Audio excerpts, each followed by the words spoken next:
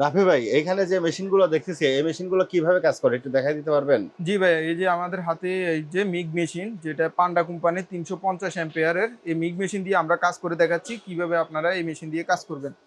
এটা আমরা মিগ দিয়ে কাজ করে দেখাচ্ছি। ভাই এগুলোর দাম সাধারণত কেমন হয়? এগুলার দাম সাধারণত আমাদের কাছে এই যে পান্ডা ব্র্যান্ডের আছে, এটা হচ্ছে 9,000 টাকা।